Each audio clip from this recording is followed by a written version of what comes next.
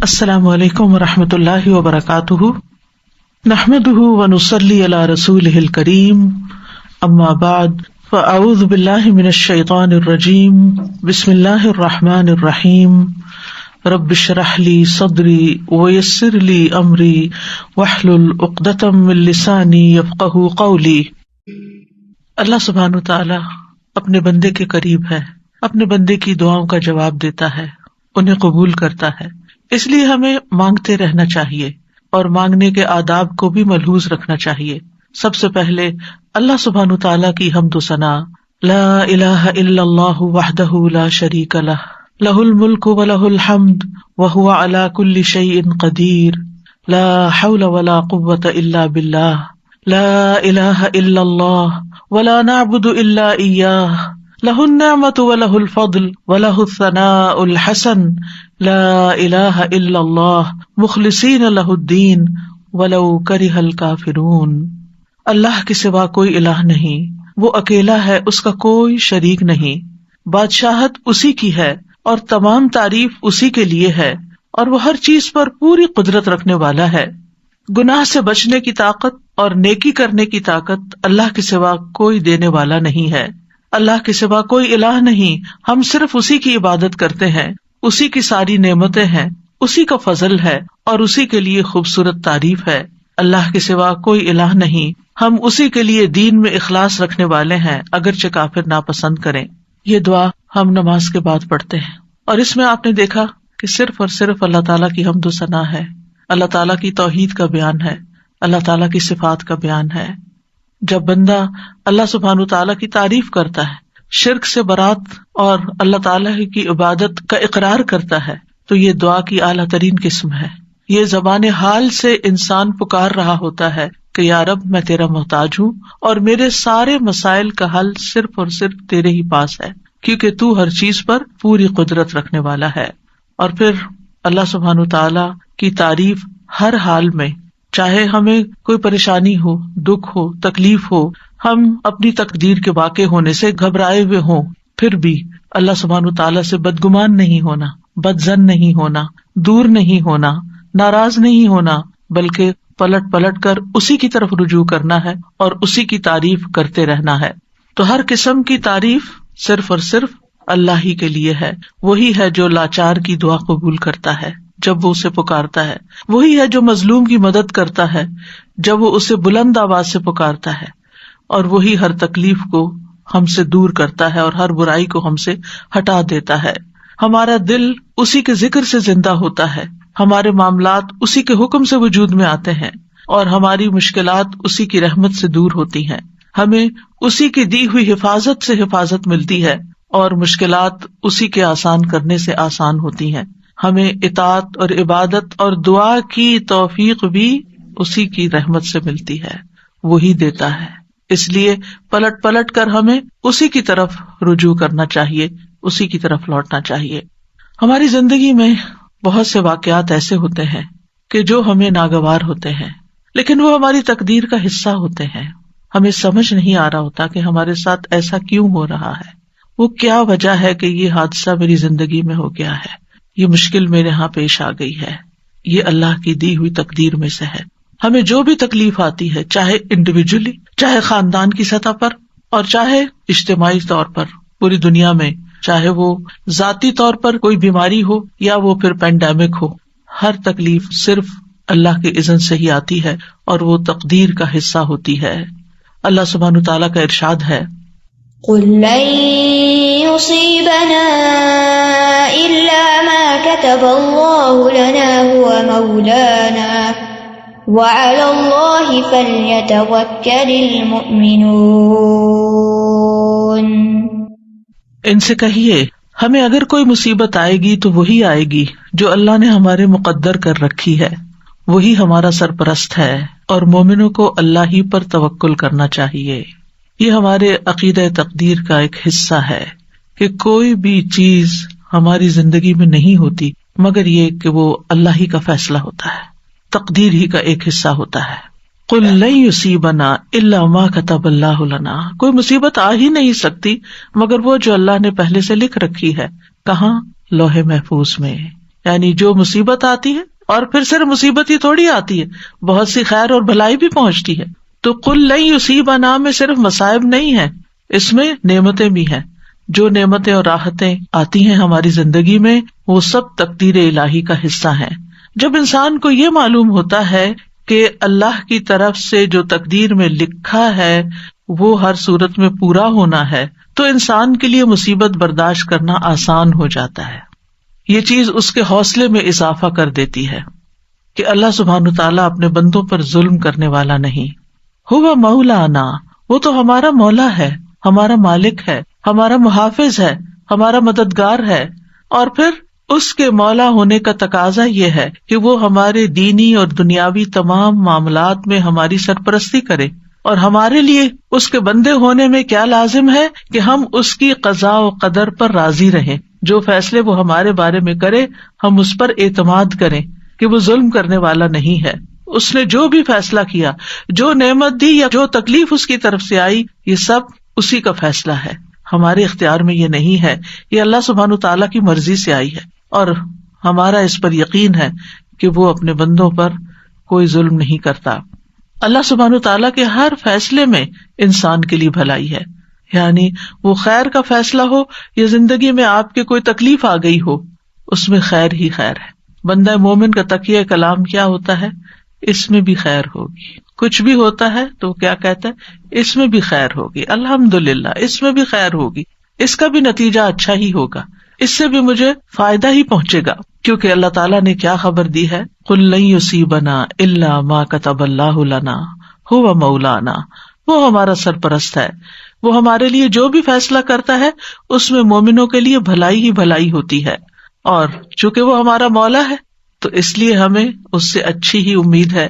اور ولا مولا لہم، جیسے نبی صلی اللہ علیہ وسلم نے احد کے موقع پر فرمایا تھا کہ اللہ مولانا ولا مولا لہم، اللہ ہمارا مولا ہے اور ان کا کوئی مولا نہیں. یعنی جو اس پر ایمان نہیں رکھتے اور جو اس کی تقدیر پر ایمان نہیں رکھتے پھر ان کا کوئی مولا نہیں، ان کا کوئی سرپرست نہیں. اہل ایمان کو اللہ سبحانہ تعالیٰ اپنی پناہ میں لے لیتا ہے. اس لیے مومنوں کو کیا کرنا چاہیے؟ وَعَلَى اللَّهِ فَلْيَتَوَكَّلِ الْمُؤْمِنُونَ، مومنوں کو تو اللہ پر ہی توکل کرنا چاہیے، بھروسہ کرنا چاہیے. توکل کا معنی ہوتا ہے خیر کے حصول اور شر کے دور ہونے کے لیے اللہ تعالیٰ کو اپنا سہارا سمجھنا. اور جو اللہ تعالیٰ پر بھروسہ کرتا ہے وہ کبھی نامراد نہیں ہوتا، اور جو غیروں پر بھروسہ کرتا ہے تو وہ بے یار و مددگار رہتا ہے، کیونکہ وہ اس کی سرپرستی نہیں کر سکتے. اور اس طرح انسان اپنی امیدوں کے حصول میں بھی ناکام ہوتا ہے. تو توکل کیا ہوتا ہے؟ توکل یہ ہوتا ہے کہ انسان اپنی بے بسی کا اظہار کر دے، میرے بس میں کچھ نہیں، میرے پاس کچھ نہیں، اور ہر چیز کا مالک اللہ ہے، اور ہر کام اس کے اذن سے ہوتا ہے، وہی کرے گا، اور جو کرے گا وہ خیر ہی کے فیصلے کرے گا. تو دنیا اور آخرت کے فوائد اور نقصانات، کیونکہ توکل کو سمجھنا بڑا ضروری. دنیا اور آخرت کے فوائد اور نقصانات کے معاملے میں دل کا اللہ کی ذات ہی پر اعتماد کرنا، دل کا اعتماد، اور یہ ایمان رکھنا کہ اللہ کے سوا کوئی عطا نہیں کر سکتا اور نہ کوئی روک سکتا ہے، نہ نقصان پہنچا سکتا ہے، نہ نفع دے سکتا ہے. اللہم لا مانع لما اعطیت ولا معطی لما منعت ولا ينفع ذا الجد منک الجد. یعنی کوئی بھی فائدہ ہے یا کوئی بھی نقصان ہے، اپنی زندگی میں آنے والے فوائد اور نقصانات دونوں کی طرف نظر کیجئے. اس معاملے میں کوئی بھی نقصان ہوا، کوئی بھی تکلیف آئی، کوئی بیماری آئی، کوئی مشکل آئی، کوئی بری خبر سنی، کوئی بھی چیز، یہ اللہ کا فیصلہ ہے. اور پھر دل کا اس بات پر اعتماد ہے، ایمان ہے، یقین ہے کہ اللہ اچھا ہی کرے گا. اگر بظاہر نظر آنے والی کسی تکلیف کے ذریعے انجام میرا وہ اچھا کرنا چاہتا ہے تو بھی میں اس کی رضا پہ راضی ہوں، اور اگر نفع پہنچا کر وہ مجھے کوئی فائدہ دینا چاہتا ہے تو بھی میں اسی کے شکر گزار ہوں. یعنی اپنا ہر معاملہ اللہ تعالیٰ کے سپرد کر دینا، اور اس بات کا یقین رکھنا کہ اگر اس نے میرے لیے خیر لکھی ہے تو کوئی روک ہی نہیں سکتا، اور اگر اس کی طرف سے میرے لیے کوئی آزمائش یا تکلیف راستے میں ہے تو پھر کوئی اور میری مدد کر ہی نہیں سکتا. تو جو شخص اللہ پر بھروسہ کرتا ہے اللہ تعالیٰ اس کے ارادوں کے لیے کافی ہو جاتا ہے. یعنی ہم زندگی میں مختلف کاموں کے لیے ارادے کرتے ہیں، نیت کرتے ہیں، ہم سوچتے ہیں کہ ہم کوئی سفر کریں گے یا ہم کوئی کاروبار کریں گے یا ہم کوئی ڈگری کریں گے، تو ان تمام ارادوں میں انسان کو طرح طرح کے خوف بھی لاحق ہوتے ہیں، خدشات ہوتے ہیں اس کے دل میں. تو پھر جب انسان اپنی سی کوشش کر لیتا ہے، پڑھائی کے لیے محنت کر لیتا ہے، جاب کے لیے محنت کر لیتا ہے، یا ٹریولنگ کے لیے اپنے سارے بندوبست کر لیتا ہے، تو اس کے بعد اس کے دل کو ایک اطمینان ہو جانا چاہیے کہ اب میں نے اپنی طرف سے محنت کر لی ہے، اب اس کے بعد معاملہ میرا اللہ کے سپرد ہے. ہوگا یہ سب کچھ اسی وقت جب اللہ چاہے گا، اور جو وہ چاہے گا وہی میرے حق میں خیر کا فیصلہ ہوگا. تو جو اللہ پر بھروسہ کرتا ہے تو اللہ تعالیٰ اس کو شر سے بچا لیتا ہے اور مصیبتوں سے نجات دیتا ہے اور لوگوں کے شر سے بھی محفوظ رکھتا ہے. تو ہم سب جانتے ہیں کہ ہمارا اللہ سبحانہ تعالیٰ پر، اس کے رسول پر، اس کے فرشتوں پر، کتابوں پر ایمان کے علاوہ تقدیر پر بھی ایمان ہے کہ ہماری زندگی میں جو کچھ ہو رہا ہے یہ اللہ کے اذن سے ہو رہا ہے، یہ اللہ کے فیصلے ہیں جو ہم پر نافذ ہوئے ہیں. ہماری تخلیق کی ابتدا سے لے کر کے ہم لڑکی ہوں یا لڑکا ہوں، ہماری کیا شکل و صورت ہو، ہماری آنکھوں کا رنگ کیسا ہو، ہماری ہائٹ کتنی ہو، ہماری عمر کتنی ہو، ہمارا رزق کیا ہو، یہ سب اللہ سبحانہ تعالیٰ نے ڈیسائیڈ کیا ہے. اور وہ چیزیں ہمیں وقت کے ساتھ ساتھ پہنچ رہی ہیں، وہ چیزیں ہماری زندگی میں ہو رہی ہیں. اس پر ایمان رکھنا کہ ان چیزوں کا اصل مالک اللہ ہے، یہ ہمارے لیے بہت ضروری ہے.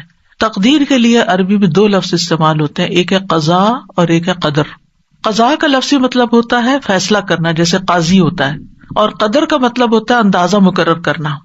تو قدر وہ تقدیر ہے جو اللہ سبحانہ تعالیٰ نے اپنی مخلوقات کے معاملے میں اپنے علم کے مطابق مقرر کر دی ہے، اور قضاء وہ فیصلہ ہے جو اللہ نے اپنی مخلوقات کے معاملے میں کیا ہے اور اس کو حقیقت واقع میں وجود بخشا ہے، یعنی اس کو وجود بھی دیا ہے. تو اس بنا پر قضاء اور قدر پر ایمان لانے کا مطلب کیا ہے کہ اللہ سبحانہ تعالیٰ کے ازلی علم، یعنی جو آئندہ قیامت تک ہونے والا سب اللہ کے علم میں ہے، اور اللہ سبحانہ تعالیٰ کی جاری ہونے والی مشیت، یعنی وہی ہوتا ہے جو اللہ چاہتا ہے، اور اس کی قدرت پر ایمان لانا. اس کی قدرت ہر چیز پر محیط ہے، ہر مخلوق پر محیط ہے. تھوڑے سے مشکل الفاظ ہیں، سمپل ورڈز میں یوں کہوں گی کہ جیسے تقدیر کیا ہے، اللہ سبحانہ تعالیٰ کا وہ علم ہے جو کسی بھی چیز کے وجود میں آنے سے پہلے ہی اللہ کو پتا تھا کہ کیا کیا ہونے والا ہے. اور اگر یہ اللہ کو نہ پتا ہوتا تو وہ پھر ہمارا رب کیسے ہوتا، یعنی اس کو علم ہی نہیں کہ آئندہ ہونے کیا والا ہے. تو یہی تو اللہ تعالیٰ کے قدرت کو اور اس کی قوت کو ظاہر کرتا ہے، اس کی طاقت کو ظاہر کرتا ہے کہ اس کے پاس ان سب چیزوں کا پہلے سے ہی علم ہے. اور پھر یہ کہ یہ صرف علم کی حد تک نہیں ہے، بلکہ اس کے علم کے مطابق اور اس کا علم جو لکھا ہوا ہے اس کے مطابق یہ فیصلے جاری بھی ہو رہے ہیں. ہوتا وہ ہے جو وہ چاہتا ہے، اس کی مشیت کے مطابق سب کچھ جاری ہوتا ہے. یاد رکھیے تقدیر پر ایمان لانا ارکان اسلام میں سے ہے. قرآن مجید میں آتا ہے انا کل شیء خلقناہ بقدر، یہ دلیل ہے اس کی، ہم نے ہر چیز کو ایک اندازے پر پیدا کیا ہے.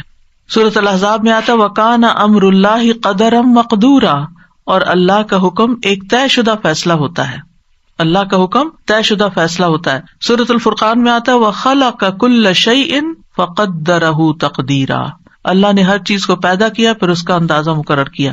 لہٰذا ہم میں سے کون ہے جو ان آیات کو جھٹلا سکتا ہو یا وہ کہے کہ تقدیر وقدیر کچھ نہیں ہوتی. آج کل ایسے لوگ بھی دیکھنے کو ملیں گے کہ جو تقدیر پر ایمان نہیں رکھتے، وہ کہتے ہیں تقدیر کچھ نہیں ہوتی، ہوتا وہی ہے جو انسان خود کرتا ہے، آپ کی تقدیر آپ کے اپنے ہاتھ میں. ایسا نہیں ہے. اللہ سبحانہ تعالیٰ کیا فرما رہے وَخَلَقَ كُلَّ شَيْءٍ فَقَدَّرَهُ تَقْدِيرًا، اللہ نے ہر چیز پیدا کی پھر اس کی تقدیر مقرر کی. تقدیر قدر سے، قدر کا مطلب کیا تھا؟ اندازہ کرنا، یہ کتنی بڑی ہوگی، کتنی چھوٹی ہوگی، کیا اس کی ایج ہوگی، کیا کرے گی، کیا فائدہ دے گی، کیا نقصان دے گی، یہ سب اس کا مقرر کردہ ہے. تقدیر پر ایمان کے 4 ارکان ہوتے ہیں، یہ 4 مراتب ہوتے ہیں. پہلا مرتبہ اللہ کے علم پر ایمان لانا کہ اللہ تعالیٰ علم رکھتا ہے. دوسرا اس بات پر ایمان لانا کہ قیامت تک جو کچھ ہونے والا ہے اس نے لوح محفوظ میں لکھ دیا ہے، یعنی اللہ کا علم یہ لکھا ہوا ہے. تیسرا اللہ کی مشیت اور ارادے پر ایمان لانا جو اس کی قدرت کاملہ کے مطابق نافذ ہونے والا ہے، یعنی اللہ سبحانہ تعالیٰ کا ارادہ ہے اور اس کا ارادہ پورا ہوتا ہے. چوتھا اللہ نے ہر مخلوق کو پیدا کیا ہے اور اس تخلیق میں اس کا کوئی شریک نہیں. تو ہمارا اس بات پر ٹھوس ایمان ہے کہ اللہ سبحانہ وتعالیٰ اپنے ازلی سے مطلب یہ کہ بگننگ سے علم کی بنا پر ہر چیز کو جانتا ہے، جو کچھ ہو چکی، جو ہو رہی ہے، جو آئندہ ہونے والی ہے، سب کچھ اس کے لیے غیب اور حاضر کیا ہے؟ برابر ہے۔ پھر یہ کہ اللہ کا علم مخلوق کے علم جیسا نہیں، اللہ کے علم نے ہر چیز کو گھیر رکھا ہے۔ وَأَنَّ اللَّهَ قَدْ أَحَاطَ بِكُلِّ شَيْءٍ عِلْمًا، اللہ نے ہر چیز کو علم کے ساتھ گھیرا ہوا ہے، یعنی اللہ تعالیٰ کو اس کی ہر ڈائمینشن، ہر صورت، ہر اس کے نتائج، اثرات، سب کچھ پتا ہے۔ انسان نے تو بہت لیٹلی ڈسکور کیا نا کہ انسان کی زندگی کی بنیادی اکائی جو وہ سیل ہے، اور سیل کس چیز سے بنا ہوا ہے، لیکن اللہ سبحانہ تعالیٰ نے جب بنایا تھا اس سے پہلے اللہ جانتا تھا کہ وہ کیا بنانے والا ہے، تو وہ جانتا ہے سب کچھ۔ پھر یہ ہے کہ ان ساری چیزوں کی باریکیوں کو بھی جانتا ہے، یعنی ایک سیل جو ہے وہ کب بگڑتا ہے، کیوں بگڑتا ہے، اور پھر کس طرح اس کی اصلاح ہو سکتی ہے، اور انسان کیوں بیمار ہوتا ہے، یہ چیزیں انسان آہستہ آہستہ سیکھ رہے ہیں، لیکن اللہ سبحانہ تعالیٰ کو یہ سب کچھ پہلے سے ہی پتا تھا۔ اور پھر یہ کہ وَأَنَّ اللَّهَ عَلَّامُ الْغُيُوبِ، اللہ غیب کے سارے علموں کو خوب جانتا ہے۔ اور دوسری بات کیا کہی میں نے کہ اللہ نے تقدیر کو لوح محفوظ میں لکھ دیا ہے، اللہ کا یہ علم لکھا ہوا ہے، اور انسان ہو، جنات ہو، حیوانات ہو، جمادات ہو، ستارے ہوں، سیارے ہوں، زمین کی مخلوقات ہوں، آسمانوں کی مخلوقات ہوں، سب کے بارے میں نہ صرف یہ کہ وہ جانتا ہے بلکہ ان سب کی تقدیر اس نے لوح محفوظ میں لکھی ہوئی ہے۔ سورۃ الحج میں آتا ہے الم تعلم ان اللہ یعلم ما فی السماء والارض ان ذلک فی کتاب ان ذلک علی اللہ یسیر، کیا تم جانتے نہیں کہ اللہ وہ سب کچھ جانتا ہے جو آسمانوں میں اور جو زمین میں، بلا شبہ یہ سب کچھ ایک کتاب یعنی لوح محفوظ میں درج ہے، اور اللہ کے لیے یہ بات بالکل آسان ہے۔ سورۃ یاسین میں آتا ہے وَكُلَّ شَيْءٍ أَحْصَيْنَاهُ فِي إِمَامٍ مُبِينٍ، یہ آیت تو سب پڑھتے ہیں نا، لیکن غور نہیں کرتے کہ مطلب کیا ہے۔ اور ہم نے ہر چیز کا ایک واضح کتاب میں ریکارڈ رکھا ہوا ہے، ہر چیز کا ریکارڈ موجود ہے، قیامت تک ہونے والی ہر چیز لکھی ہوئی ہے۔ اور پھر تقدیر کے تیسرا رکن کی وضاحت کیا ہے؟ اللہ جو چاہتا ہے وہ ہوتا ہے، جو نہیں چاہتا وہ نہیں ہوتا۔ اب دعا کے ساتھ اس کا کیا ریلیشن ہے؟ یعنی آپ سوچ رہے ہوں گے کہ ہم تو دعائیں سیکھنے کے لیے آئے اور یہ میں عقیدہ تقدیر پڑھانے بیٹھ گئی، کیونکہ جب تک ہماری بنیاد مضبوط نہیں، ہماری دعائیں بھی صحیح نہیں ہوتی، اور پھر ہم دعاؤں کے بارے میں بھی بے یقینی کی کیفیت رکھتے ہیں، اور پھر وہ کبھی مانگتے ہیں کبھی نہیں مانگتے، اور مانگنے میں بھی کوئی لذت نہیں ہوتی۔ تو بات یہ ہے کہ آپ جو چاہتے ہیں اللہ سے مانگتے ہیں تو قبول اللہ ہی کرے گا، جو وہ چاہتا ہے وہ ہوگا، یعنی وہ نہیں ہوگا جو آپ چاہتے ہیں۔ اور اگر آپ کی چاہت اور اللہ کی چاہت ایک ہے تو وہ ہو جائے گا، اور اگر آپ کی چاہت کچھ اور ہے اور اللہ کی چاہت کچھ اور ہے تو کس کی چاہت بہتر ہے؟ اللہ کی چاہت۔ وہ ہم سے زیادہ ہم پر مہربان ہے، وہ ہم سے زیادہ ہمارے فائدے جانتا ہے۔ ہم صرف وقتی طور پر بہت شارٹ سائٹڈ ہے، تھوڑا سا اپنا فیوچر جانتے ہیں، وہ ہمارا لانگ ٹرم فیوچر جانتا ہے۔ اس کو پتا ہے کہ کون سی چیز اس وقت بندے کو دینی ہے اور کون سی چیز نہیں دینی، کون سی چیز آج اگر اس کو دے دی تو دنیا میں تو یہ خوش ہو جائے گا، لیکن اس کی آخرت برباد ہو جائے گی۔ اور اللہ ہم پر مہربان ہے، وہ قطعاً نہیں چاہتا کہ ہمیں ایک چھوٹی سی تھوڑی سی دیر کے لیے ایک دنیاوی فائدہ دے کے، ایک لذت دے کے، اور ہمیشہ کی زندگی ہماری مشکل میں ڈال دے۔ تو وہ ہم سے روک دیتا ہے، نہیں اس کو یہ نہیں دینا، کیونکہ یہ اس کے لیے بظاہر فائدے کی چیز ہے لیکن حقیقت میں اس کے لیے نقصان دہ۔ ہم اپنا نفع نقصان نہیں سمجھتے، اللہ سبحانہ وتعالیٰ خوب جانتا ہے، وہ جانتا ہے کہ ہمیں کیا ملنا چاہیے کیا نہیں ملنا چاہیے، اس لیے ہم دعا کرتے رہتے ہیں۔ اور آپ دیکھیے پہلے بھی میں نے اس بات کا ذکر کیا تھا کہ اگر وہ نہ بھی ملے جو ایک چیز ہم مانگ رہے ہیں اور جس کے لیے روز دعا کرتے ہیں، صبح شام ہر وقت ہمارے دل میں غم لگا ہوا، وہی مانگتے رہتے ہیں، اگر وہ چیز نہیں بھی ملتی تو کیا کچھ بھی نہیں ملتا؟ آپ مسلسل عبادت کی حالت میں ہیں، جب تک آپ دعا کی حالت میں، آپ عبادت کی حالت میں، آپ کو عبادت کا اجر مل رہا ہے۔ اگر یہ مشکل آپ کی زندگی میں نہ ہو تو کیا آپ دعا کریں؟ کیا اللہ کو یاد کریں؟ کیا آپ کا اتنا اجر اکٹھا ہو؟ کیا آپ اتنی دیر عبادت کی حالت میں رہیں؟ تو اس میں بھی اللہ تعالیٰ کی مصلحت ہے کہ وہ کچھ دعاؤں کی قبولیت کو مؤخر کر دیتا ہے کہ یہ بندہ اور زیادہ دعائیں کرے۔ بعض لوگوں کی مناجات، بعض لوگوں کا رونا اللہ کے آگے، بعض لوگوں کا فریادیں کرنا اللہ کے آگے اللہ تعالیٰ کو بہت پسند آتا ہے، اور وہ چاہتا ہے کہ یہ بندہ کچھ دیر اور اسی حال میں رہے، ایسی ہی دعائیں کرے. کیونکہ جب ہر چیز ملی بھی ہوتی ہے نا تو بس ایک روٹین کی نماز ہوتی ہے، روٹین کی دعائیں ہوتی ہیں جس میں کوئی دل نہیں لگا ہوتا ہمارا. لیکن جب کسی مشکل میں ہوتے ہیں تو پھر ہم گڑ گڑا کے مانگتے ہیں، پھر رو کے مانگتے ہیں، پھر چپ کے مانگتے ہیں، پھر تنہائی میں مانگتے ہیں، پھر سب کے بیچ میں اجتماعی دعا کرتے ہیں، پھر کسی سے ریکویسٹ کرتے ہیں کہ آپ ہمارے لیے دعا کریں. اور آپ دیکھیے بندہ مومن جب پریشانی کی حالت میں ہوتا ہے تو گناہ جھڑنا شروع ہو جاتے ہیں. ایک اور فائدہ ہو رہا ہے، یعنی آپ ڈیٹاکس ہو رہے ہیں، آپ صاف ہوتے جا رہے ہیں، صاف ہوتے جا رہے ہیں، صاف ہوتے جا رہے ہیں. آپ کے اعمال نامے میں وہ لکھا چلا جا رہا ہے، آپ کا اعمال نامہ وزنی ہو رہا ہے. اگر دعا قبول نہ ہونے کے فائدے آپ گننا چاہیں آپ حیران ہو جائیں کہ یا رب میں تو ایک چیز مانگ رہا تھا اور اگر آپ نے وہ نہیں دی تو اس کے بدلے میں اتنی ساری چیزیں دے دی مجھے. تو اللہ سبحانہ تعالیٰ پر اور پیار آتا ہے. تو بہرحال یہ یاد رکھیے، ہم چاہے ساری دنیا کی مدد حاصل کر لیں لیکن ہونا وہ ہے جو اللہ چاہتا ہے. یہ ہے تقدیر، اور یہ ہے تقدیر کے ساتھ ہمارا رشتہ دعا کا، کہ اس لیے ہمیں پلٹنا اسی کی طرف ہے. اور یہ آپ کو معلوم ہے نا کہ دعا تقدیر کو بدل دیتی ہے. تو ہونا وہ نا جو اللہ چاہتا ہے. تو پھر آپ اللہ کے آگے گڑ گڑائیں. اگر اللہ تعالیٰ نے کچھ لکھا ہوا بھی ہے تو قلم اسی کے حکم سے چلتا ہے. یمحو اللہ ما یشاء ویثبت، اللہ جس چیز کو چاہتا ہے مٹا دیتا ہے، جو چیز چاہتا ہے اس کو ثابت رکھتا ہے. ہر چیز اس کے اختیار میں، لہذا اس سے مانگتے چلے جائیں.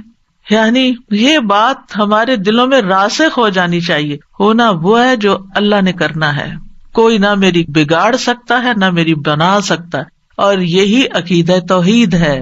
کوئی میرا کچھ نہیں بگاڑ سکتا، کوئی مجھے کچھ فائدہ نہیں دے سکتا جب تک اللہ نہیں چاہے گا. تو اس کا مطلب یہ ہے کہ آپ نے اپنی ہر چیز کو کس کے ساتھ کنیکٹ کر دیا؟ اللہ کی طرف. یہی تو عبادت ہے، یہی عبادت ہے. یعنی ہم عبادت صرف چند ریچولز کو لیتے ہیں، جبکہ اللہ تعالیٰ کے ساتھ دل کا ایسا تعلق ہونا، ایسا یقین ہونا، ایسا ایمان ہونا، یہ سراسر عبادت ہی کے حصے ہیں. پھر آپ دیکھیے کہ قرآن مجید میں اللہ تعالیٰ فرماتے ہیں وَرَبُّكَ يَخْلُقُ مَا يَشَاءُ وَيَخْتَارُ، اور آپ کا رب جو چاہتا ہے پیدا کرتا ہے اور جسے چاہتا ہے منتخب کرتا ہے. هُوَ الَّذِي يُصَوِّرُكُمْ فِي الْأَرْحَامِ كَيْفَ يَشَاءُ، وہی تو ہے جو رحموں میں تمہاری صورت بناتا ہے جس طرح وہ چاہتا ہے. ہم چاہتے ہیں ہمارا بچہ ایسی شکل کا ہو، ایسی آنکھوں والا، ایسے رنگ کا ہو، نہیں، وہ جو چاہتا ہے وہ پیدا کرے گا، وہ آپ کے اختیار میں نہیں. اور پھر وما تشاءون الا ان یشاء اللہ رب العالمین، اور تم چاہ نہیں سکتے مگر وہی جو کچھ اللہ رب العالمین چاہتا ہو. نبی صلی اللہ علیہ وسلم نے فرمایا تم میں سے کوئی یوں نہ کہے اے اللہ اگر تو چاہے تو مجھے معاف فرما، اے اللہ اگر تو چاہے تو مجھ پہ رحم فرما، بلکہ یقین سے دعا کرے، کیونکہ اللہ جو چاہے کرتا ہے، اسے کوئی مجبور کرنے والا نہیں. تو ہمیں کوئی سجیسٹ کرنے کی ضرورت نہیں کہ آپ جو چاہتے ہیں کریں، وہ تو آلریڈی جو چاہتا ہے کرے گا. ہمیں کیا کرنا چاہیے؟ یقین سے مانگنا چاہیے کہ اے اللہ آپ تو سب کچھ کر سکتے ہیں، آپ میری یہ مشکل آسان کر دیں یا یہ چیز مجھے عطا کر دیں. اور پھر آپ دیکھیے چوتھی بات یہ کہ اللہ تعالیٰ آسمان و زمین کی ہر چیز کا خالق ہے اور ہمارے افعال کا خالق بھی ہے. یعنی مطلب یہ ہے کہ ہر چیز کو اللہ نے پیدا کیا ہے، جس میں بندے اور ان کے اعمال بھی شامل ہیں، یہ بھی کریٹڈ ہیں. اور یہ کہ اللہ سبحانہ و تعالیٰ اس کے باوجود ہم سے کیا چاہتا ہے کہ ہم اس کی اطاعت کے کام کریں اور اس کی نافرمانیوں سے بچیں. اور جب کوئی شخص اطاعت کے کام کرتا ہے تو نیکی کرتا ہے تو اللہ تعالیٰ نیک بندوں سے محبت کرتا ہے، اور جو اس کی اطاعت نہیں کرتے پھر ان سے محبت نہیں کرتا. اللہ سبحانہ تعالیٰ نے نیک کام بھی پیدا کیے ہیں اور غیر صالح اعمال بھی اللہ ہی نے پیدا کیے ہیں. اب ہم کیا چوز کرتے ہیں؟ ہمارا سارا امتحان ہماری چوائس کا ہے. اصل میں کریشن اللہ کی ہے، چوائس ہماری ہے کہ اس میں سے ہم کیا پسند کرتے ہیں. ہم اپنے لیے نیکی کے کام پسند کرتے ہیں یا ہم اپنے لیے کچھ اور پسند کرتے ہیں. تو اللہ خالق کل شیء وہو علی کل شیء وکیل، اللہ ہی ہر چیز کا پیدا کرنے والا ہے اور وہی ہر چیز کا نگہبان ہے. واللہ خلقکم وما تعملون، اللہ نے تمہیں بھی پیدا کیا اور ان چیزوں کو بھی جو تم بناتے ہو یا جو تم عمل کرتے ہو. تو یاد رکھیے جو ہوتا ہے وہ اللہ کے اذن سے ہوتا ہے، جو ہمیں فائدہ ملتا ہے وہ اللہ کی طرف سے آتا ہے. جب ہم اس بات کا یقین رکھیں گے تو اس کا فائدہ کیا ہوگا؟ یعنی مثلاً اللہ نے آپ کو اولاد کی نعمت دی تو اس پر آپ کس کے شکر گزار ہوں گے؟ اللہ تعالیٰ کے شکر گزار ہوں گے. یہ شکر کیا کرے گا؟ نعمتوں میں اضافہ کرے گا، اللہ کی رضا کا سبب بنے گا.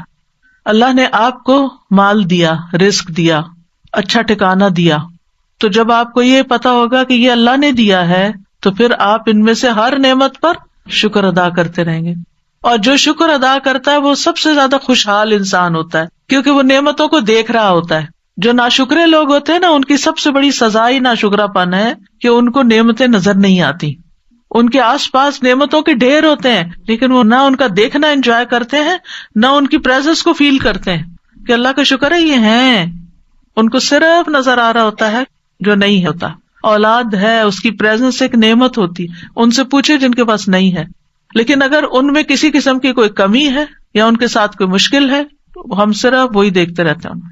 اور اللہ نے چونکہ ہر چیز کا ایک وقت مقرر کر رکھا ہے نا، اس وقت کے آنے پر اولاد کو بھی وہ چیز مل جائے گی، ان کا بزنس فلرش کر جائے گا، ان کی جاب لگ جائے گی، ان کی ڈگری پوری ہو جائے گی، ان کی شادی ہو جائے گی، ان کے بچے ہو جائیں گے. ہر چیز کا ایک وقت ہے بھائی، اس نے اپنے وقت پر ہی ہونا ہے.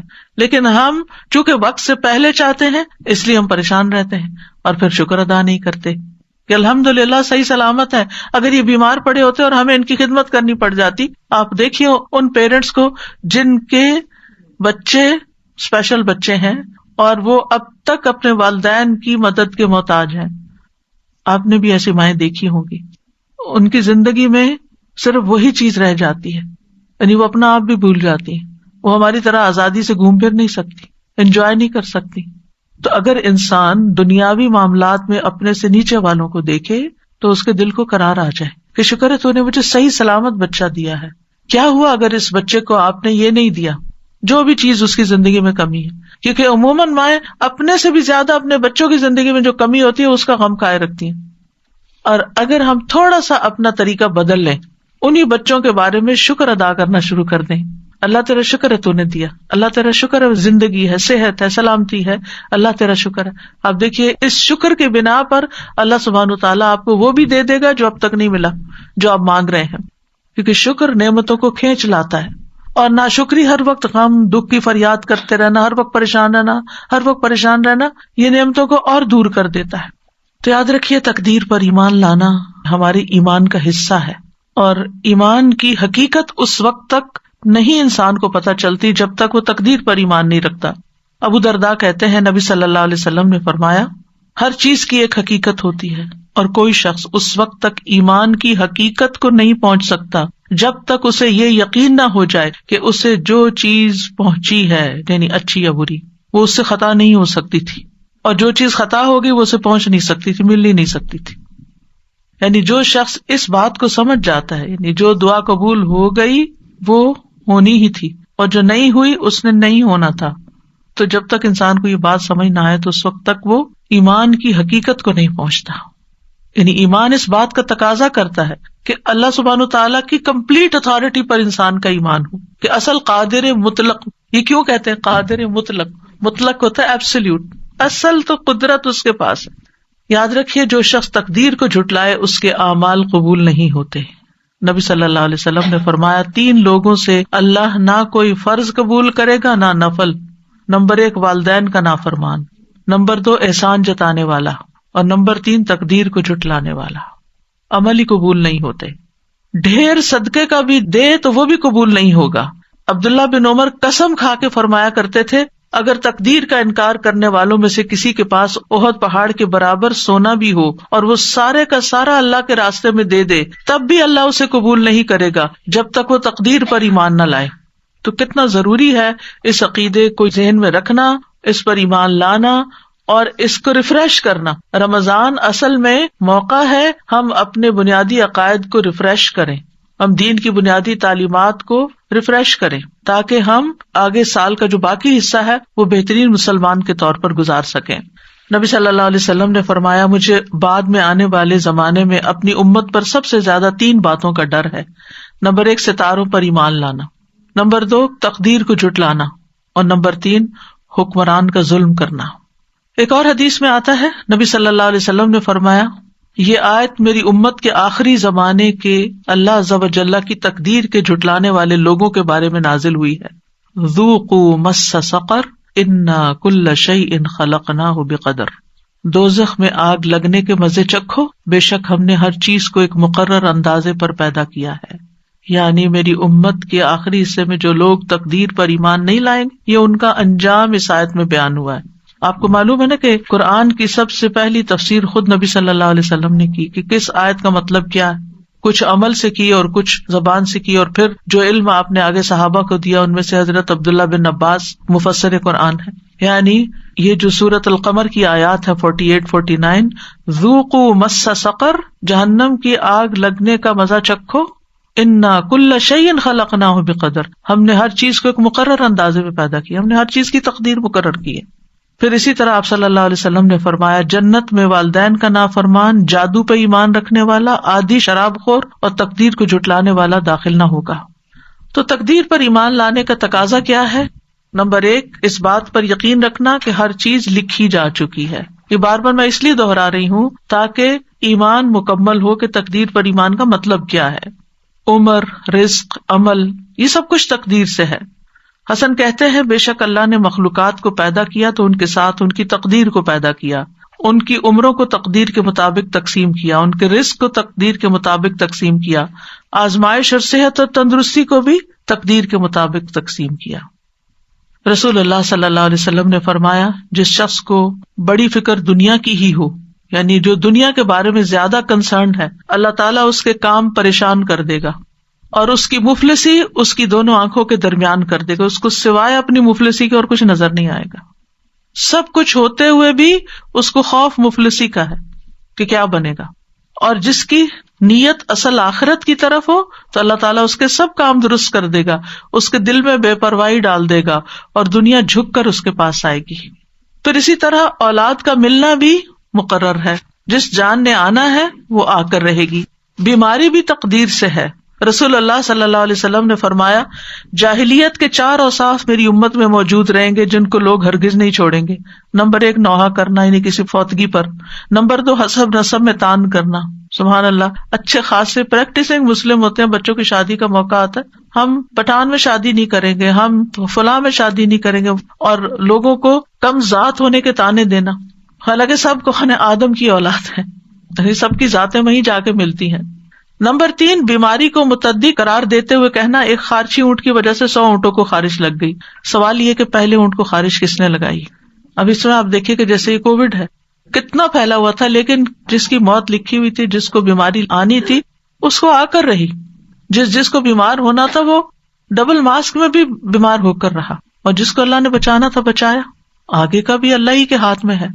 تو اس لیے یہ سوچنا کہ صرف اس کی وجہ سے نہیں، اللہ کا فیصلہ تھا. نمبر 4 ستارے، یہ کہنا کہ فلاں ستارے کی وجہ سے بارش ہوئی، یہ دور جاہلیت کے اوصاف میں سے ہے. پھر اسی طرح دوسری بات یہ کہ اس بات پر یقین رکھنا کہ جو تقدیر میں لکھا ہے وہی واقع ہوگا. ما اصاب من مصیبت فی الارض ولا فی انفسکم الا فی کتاب من قبل ان نبرأها ان ذلک علی اللہ یسیر لکی لا تأسوا علی ما فاتکم ولا تفرحوا بما آتاکم واللہ لا یحب کل مختال فخور. کوئی مصیبت نہ زمین پر پہنچتی ہے اور نہ تمہاری جانوں پر مگر وہ کتاب میں لکھی ہے. جس نے آنا ہے نا اس نے آنا ہے، اس سے پہلے کہ ہم اسے پیدا کریں. یقیناً یہ اللہ پر بہت آسان ہے، تاکہ تم نہ اس پر غم کرو جو تمہارے ہاتھ سے نکل جائے، یعنی اس چیز پر غم نہ کرو جو چلا جائے، اور نہ اس پہ اکڑو جو تمہیں عطا کر دے. اور اللہ کسی تکبر کرنے والے، بہت فخر کرنے والے سے محبت نہیں کرتا. تو اس سے کیا پتا چلتا ہے کہ اگر کوئی تکلیف آ جائے، کوئی بیماری آ جائے تو کیا کریں؟ ایک لفظ یاد رکھیں، مکتوب. مکتوب لکھا ہوا تھا، اس نے آنا تھا، یہ اللہ کا فیصلہ ہے. رضیت باللہ ربا وبالاسلام دینا وبمحمد نبیا. مثلاً آپ کو فلو ہو گیا، آپ کہتے میں نے تو فلو شاٹ بھی لگوایا تھا، میں تو اتنی احتیاط بھی کی تھی، فلو کیوں ہو گیا؟ اللہ کا فیصلہ ہو گیا، مکتوب لکھا ہوا تھا. آپ سمجھتے ہیں آپ کے حق میں برا ہوا؟ نہیں، برا نہیں ہوا. اس کے ذریعے معلوم نہیں کتنی اور بیماریاں آپ کے جسم سے نکل جائیں. اللہ کو پتا ہے نا، اللہ کو آپ سے پیار ہے، وہ بڑی مصیبت سے بچانے کے لیے آپ کو چھوٹی مشکل میں ڈال دیتا ہے، اور 7 گناہ بھی جڑتے چلے جاتے ہیں، اور آپ کا اللہ تعالیٰ کی طرف رجوع بھی ہو جاتا ہے. اور یاد رکھیے کہ انسان کبھی بھی اللہ تعالیٰ کے بارے میں بدگمانی نہ کرے کہ اللہ نے مجھے بیمار کر کے میرے ساتھ اچھا نہیں کیا. نیور. کیونکہ اللہ تعالیٰ کا ہر فیصلہ عدل پر مبنی ہے، حکمت پر مبنی ہے. یہ بھی ہم نے یاد رکھنا. تکلیف آئے تو کیا سوچنا ہے؟ اللہ نے میرے ساتھ ظلم نہیں کیا، یہ اللہ کا عدل ہے، یہ اللہ کی حکمت ہے. اس کی حکمت اللہ ہی جانتا ہے. بہرحال میں یہ یقین رکھتی ہوں کہ اس کا یہ فیصلہ ہمارے حق میں ٹھیک ہی ہے، بہتر ہی ہے. ابن دلمی کہتے ہیں میں ابی ابن کعب کے پاس حاضر ہوا اور ان سے کہا میرے دل میں تقدیر سے متعلق کچھ شکوک و شبہات پیدا ہو گئے ہیں، آپ اس بارے میں مجھے بتائیں، شاید اللہ تعالیٰ میرے دل سے ان شبہات کو نکال دے. ابی رضی اللہ عنہ نے فرمایا اگر اللہ آسمان والوں اور زمین والوں کو عذاب دینا چاہے تو دے سکتا ہے اور وہ ان پہ ظلم کرنے والا نہیں ہوگا، اور اگر وہ ان پر رحم فرمائے تو اس کی رحمت ان کے لیے ان کے اعمال سے بہتر ہے. اور اگر تم احد پہاڑ برابر سونا بھی خرچ کر دو تو جب تک تم تقدیر پر ایمان نہ لاؤ گے اللہ تعالیٰ اس کو قبول نہیں کرے گا، اور جب تک تم یہ نہ جان لو کہ تمہیں جو کچھ پہنچا ہے وہ تم سے خطا ہونے والا نہیں تھا اور جو تمہیں نہیں پہنچا وہ تمہیں ہرگز ملنے والا نہیں تھا، اور اگر اس سے اعتقاد کے بغیر تم مر گئے تو جہنم میں جاؤ گے. ابن دلمی کہتے ہیں پھر میں عبداللہ بن مسعود کے پاس آیا، انہوں نے بھی یہی بات کہی جو ابی رضی اللہ عنہ نے کہی تھی. کہتے ہیں اس کے بعد پھر میں حذیفہ بن یمان کے پاس گیا اور انہوں نے بھی وہی بات کہی جو پہلے دو نے کہی تھی. پھر میں زید بن ثابت کے پاس گیا، انہوں نے بھی وہی کہا جو اوپر تینوں نے کہا، اور انہوں نے بھی نبی صلی اللہ علیہ وسلم سے اسی طرح کی بات روایت کی. اس سے یہ پتہ چلتا ہے کہ صحابہ کرام کا ایمان کتنا درست تھا اور ان کو پتا تھا کہ کس چیز پر ایمان لانا ہے اور کس طرح کا ایمان لانا ہے. آج آپ دیکھیں کہ ہم سے اگر کوئی پوچھے تو کیا ہم یہ بات بتا سکتے ہیں یہ جو سارے صحابہ نے کہی تھی؟ ہمیں تو پتا بھی نہیں کہ ایسے بھی کہنا ہوتا ہے. تو یہ ہے تقدیر کہ اللہ کے فیصلے ظلم پر مبنی نہیں ہے، اور اللہ کی رحمت ہمارے اعمال سے بہتر ہے، اور کوئی نیک عمل قبول نہیں ہے اگر ہم تقدیر پر ایمان نہیں رکھتے، اور جو ہمیں پہنچنے والا ہے وہ خطا نہیں ہو سکتا، اور جو خطا ہو گیا وہ آنا ہی نہیں تھا. اس بات پر یقین رکھے کہ اللہ کا ہر فیصلہ حکمت پر مبنی ہے، عدل پر مبنی ہے. اللہ تعالیٰ ظالم نہیں. بظاہر نظر آنے والا شر بھی اپنے اندر طرح طرح کی خیر رکھتا ہے. اگر آپ سورۃ الکہف پڑھیں تو اس میں خضر علیہ السلام نے جس بچے کو مار دیا تھا تو اس کے بارے میں کیا آتا ہے، وَأَمَّا الْغُلَامُ فَكَانَ أَبَوَاهُ مُؤْمِنَيْنِ، اس لڑکے کے والدین مومن تھے. فَخَشِينَا أَن يُرْهِقَهُمَا طُغْيَانًا وَكُفْرًا، ہمیں اندیشہ ہوا کہ یہ لڑکا اپنی سرکشی اور کفر کی وجہ سے ان پہ کوئی مصیبت نہ لا کھڑی کرے. فَأَرَدْنَا أَن يُبْدِلَهُمَا رَبُّهُمَا خَيْرًا مِّنْهُ زَكَاةً وَأَقْرَبَ رَحْمًا، لہٰذا ہم نے چاہا کہ ان کا پروردگار اس لڑکے کے بدلے انہیں اس سے بہتر اولاد عطا کرے جو پاکیزہ اخلاق والی اور قرابت کا بہت خیال رکھنے والی ہو. تو روایات میں آتا ہے کہ اللہ تعالیٰ نے اس کے بدلے ان کو بیٹی عطا کی تھی. اب کسی کا بیٹا فوت ہو جائے اور بیٹی پیدا ہو جائے تو بظاہر وہ کیا سمجھے گا کہ میرے ساتھ تو بڑی زیادتی ہو گئی، لیکن یہاں پر بیٹی کا پیدا ہونا یعنی سرکش بیٹے کے بدلے میں اللہ نے ان کو نیک بیٹی عطا کی جو پاکیزہ اخلاق والی اور قرابت کا بہت خیال رکھنے والی. اور یہ تو ہم نے دیکھا ہے نا کہ جس طرح بیٹیاں ماں باپ کا خیال رکھنے والی ہوتی ہیں اور کیئر کرنے والی ہوتی ہیں عمومی طور پر، اللہ ماشاء اللہ عمومی طور پر بیٹے ایسے نہیں ہوتے. پھر مریم کو بیٹا دینے کی بجائے اللہ نے بیٹی سے نوازا جن سے عیسیٰ علیہ السلام پیدا ہوئے. کتنی بڑی سعادت تھی ان کی. تو مومن کے ہر حال میں خیر ہوتی ہے، اللہ کے ہر فیصلے میں خیر ہے. حدیث میں آتا ہے مومن کا معاملہ بھی عجیب ہے، اس کے لیے ہر بات میں بھلائی ہے، اور یہ مومن کے سوا کسی کے لیے نہیں. اگر اس پہ خوشحالی آتی ہے وہ شکر ادا کرتا ہے تو اس کے لیے بہتر ہے، اگر کبھی مشکل آتی ہے وہ صبر کرتا ہے تو اس کے لیے وہ بہتر ہے. اور شکر کرنا بھی بہت فائدے کی چیز ہے. الطاعم الشاکر کالصائم الصابر، یعنی جو کھا پی کے شکر ادا کرتا ہے وہ روزہ رکھ کے صبر کرنے والے کی طرح، اس کا بھی اجر ہے اس کا بھی اجر. تو جس حال میں اللہ رکھے اس کے مطابق اگر آپ ریئیکٹ کرتے ہیں تو آپ کے لیے اجر ہی اجر ہے. پھر آپ دیکھیے کہ ایک ہم عادت سیکھنے کے ہر چیز میں خیر دیکھیں اور خیر کے پہلو پر نظر رکھیں. نبی صلی اللہ علیہ وسلم نے فرمایا ابن آدم دو چیزوں کو ناپسند کرتا ہے، دو چیزیں اس کو اچھی نہیں لگتی. نمبر ایک موت کو، حالانکہ مومن کے لیے موت فتنوں سے بہتر ہے. نمبر دو مال کی قلت کو، مال کم ہو گیا ہے، حالانکہ مال کی قلت حساب کتاب میں کمی کا باعث ہے. اگر مال کم ہے تو حساب بھی کم ہے، مال زیادہ تو حساب بھی زیادہ. زندگی میں کوئی حادثہ پیش آ جائے تو یہی کہا کریں لا تحسبوہ شرا لکم بل ہوا خیر لکم، تم اسے اپنے لیے برا مت سمجھو بلکہ یہ تمہارے لیے بہتر ہے. نہیں تمہیں پتا کہاں کہاں اس کی وجہ سے بہتری بھی ہو گئی. سفیان کہتے ہیں انسان جو ناپسند کرتا ہے وہ اس کے لیے بہتر ہوتا ہے اس سے جس کو وہ پسند کرتا ہے، کیونکہ ناپسندیدہ چیز اسے دعا پر ابھارتی ہے اور جسے وہ پسند کرتا ہے وہ اسے آگ لگاتا ہے. یعنی دنیا کی عیش و عشرت چاہتا ہے اور وہ اس کے لیے بعض اوقات اللہ سے دوری کا باعث بن جاتی ہے. بہت دفعہ ایسا بھی ہوتا ہے کہ جب کسی تکلیف کا انجام سامنے آتا ہے لیٹر آن تو وہ ہمیں خوش کر دیتا ہے، اس وقت اللہ کے فیصلوں کی حکمت سمجھ آتی ہے۔ ابن عمر کہا کرتے تھے، انسان اللہ سے بھلائی طلب کرتا ہے تو اللہ اس کے لیے کسی چیز کو منتخب کر لیتا ہے، یعنی اس کے لیے کسی تکلیف کو منتخب کر لیتا، مطلب یہ تھا۔ پھر وہ اپنے رب سے ناراض ہو جاتا ہے اور اپنے انجام کا انتظار نہیں کرتا۔ پھر جب انجام سامنے آتا ہے تو پتہ چلتا ہے کہ اللہ نے اس کے حق میں بہتری کی کہ اس کو اس مشکل رستے سے گزار کر یہ نعمت دی۔ اللہ ہماری مصلحتوں کو ہم سے زیادہ بہتر جانتا ہے، اس لیے اللہ کے فیصلوں پر اعتماد ہونا چاہیے۔ آپ دیکھیں کہ بچے جب چھوٹے ہوتے ہیں نا تو ماں باپ سے اکثر ناراض رہتے ہیں، ہمیں کیوں اسکول بھیجتے ہیں، ہمیں کیوں ہوم ورک کرنے کو کہتے ہیں، ہمیں کیوں چھٹی نہیں کرنے دیتے، ہمیں کیوں فلاں چیز نہیں لے کے دیتے، ہمیں کیوں زیادہ چاکلیٹ نہیں کھانے دیتے، کیونکہ ان کا بس چلے تو کھانے پینے کی جگہ صرف سویٹس اور کینڈیز ہی کھا لیں تو ماں باپ نہیں کھانے دیتے۔ یعنی جتنی بھی چیزیں ہیں آپ دیکھیں کہ بچے آپ سے خوش نہیں ہوں گے، وہ آپ کو اپنا دشمن سمجھیں گے کہ شاید ہم ستیلے ہیں یا انہوں نے کہیں سے اڈاپٹ کیا ہوا ہمیں، جو اتنی سختی ہم پر کرتے ہیں۔ لیکن جب بڑے ہوتے ہیں تو پھر تھینک فل ہوتے ہیں، آپ کا شکریہ کہ آپ نے ہم پر سختی کی، ہمیں پڑھایا لکھایا اور ہمیں یہاں تک پہنچایا۔ بندہ بھی جب تکلیف کی حالت میں ہوتا ہے تو برے برے خیال سوچتا ہے بس بس، اور پھر جب اس کا انجام دیکھتا ہے تو اس وقت شکر گزار ہوتا ہے کہ اللہ تیرا شکر ہے کہ تو نے فلاں سے بھی بچا لیا، فلاں چیز سے بھی بچا لیا، فلاں، اور میرے لیے تو نے یہ رکھ دیا۔ ابن تیمیہ کہتے ہیں، مصائب عام لوگوں کے حق میں رحمت اور نعمت ہے، سوائے اس وقت کے کہ اگر ان مصیبتوں کی وجہ سے مصیبت والا شخص اس بڑی نافرمانی اور مصیبت میں مبتلا ہو جائے جو اس سے پہلے تھی، تو یہ مصیبت اس لحاظ سے اس کے لیے شر بن جائے گی۔ لیکن اگر وہ اس کی وجہ سے اور نیکی کی طرف آ جاتا ہے تو پھر کیا ہوتا ہے، وہ مصیبت اس کے لیے خیر کا باعث بن گئی۔ چوتھی چیز کیا ہوئی، تقدیر کے فیصلوں پہ اللہ سے راضی رہنا ہے اور ناراض نہیں ہونا، اللہ کو الزام نہیں دینا، اللہ کی تقسیم پہ راضی رہنا ہے۔ نبی صلی اللہ علیہ وسلم نے فرمایا، اللہ کی تقسیم پر راضی رہو، تم لوگوں میں سب سے بڑے غنی بن جاؤ گے۔ ہر حال میں اللہ کا شکر ادا کرنا ہے، خوشی ملے تو الحمدللہ، تکلیف آئے تو الحمدللہ ہی علی کل حال۔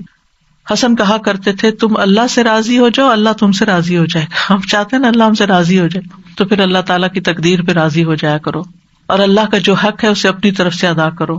کیا تم نے نہیں سنا اللہ تعالیٰ کا فرمان ہے، رضی اللہ عنہم ورضوا عنہ، اللہ ان سے راضی ہو گیا اور وہ اللہ سے راضی ہو گئے۔ اور جو راضی ہو جاتا ہے اس کی زندگی میں برکت اور وسعت آ جاتی ہے۔ نبی صلی اللہ علیہ وسلم نے فرمایا، اللہ تبارک و تعالیٰ اپنے بندے کو جو کچھ دیتا ہے وہ اس میں اس کا امتحان بھی لیتا ہے۔ سو جو شخص اللہ تعالیٰ کی تقسیم پر راضی ہو جائے اللہ اسے برکت اور وسعت دیتا ہے، اور جو راضی نہ ہو اس کو برکت نہیں ملتی۔ پھر زبان سے بھی رب کی رضا کے کلمات ادا کرنے چاہیے۔ جیسے نبی صلی اللہ علیہ وسلم کے بیٹے ابراہیم فوت ہو گئے تھے تو آپ نے کیا فرمایا، آنکھیں روتی ہیں، دل غمگین ہے، اور ہم نہیں کہتے مگر وہی جس سے ہمارا رب راضی ہے۔ زبان سے کوئی ایسی بات نہیں نکلے گی، اے ابراہیم ہم تمہاری جدائی کے سبب غمگین ہیں، اپنے غم کا اظہار کیا لیکن اللہ سے ناراضگی کا اظہار نہیں کیا۔ پھر آپ دیکھیں کہ اللہ کے فیصلوں کے آگے سر تسلیم خم کر دینا چاہیے کہ اللہ یہ تیرا فیصلہ ہے، میں نے قبول کر لیا، میں اس پر راضی۔ وہ کیسے؟ مثلاً آپ کی شادی کسی ایسی جگہ ہو گئی کہ جس میں بعد میں آپ کو کچھ مشکلات پیش ہیں، اور وہ کون سی شادی ہے جس میں مشکلات پیش نہیں آتی؟ یعنی ایڈجسٹمنٹ کا جو بھی پیریڈ ہوتا ہے، اور زندگی بھر کچھ نہ کچھ ایڈجسٹمنٹ ہوتی رہتی۔ آپ دیکھیں جس طرح ہماری اپنی باڈی ہوتی ہے نا، بچپن میں ایک اور طرح کے ٹرامے سے گزرتی ہے، جب ہم بڑے ہو رہے ہوتے ہیں اس میں آپ دیکھیے کہ وہ باڈی میں جو چینجز آ رہے ہوتے ہیں، جب مثلا ایک خاتون ہونے کی حیثیت سے جب پیریڈ شروع ہونے کا وقت ہوتا ہے تو جسم کی جو چینجز ہوتی ہیں اس کی وجہ سے ایک تھکاوٹ اور ایک بیماری کی سی کیفیت۔ پھر آپ دیکھیں کہ جوانی کی اپنی کچھ اور مطالبات ہوتے ہیں، اس کی ضروریات ہوتی ہیں۔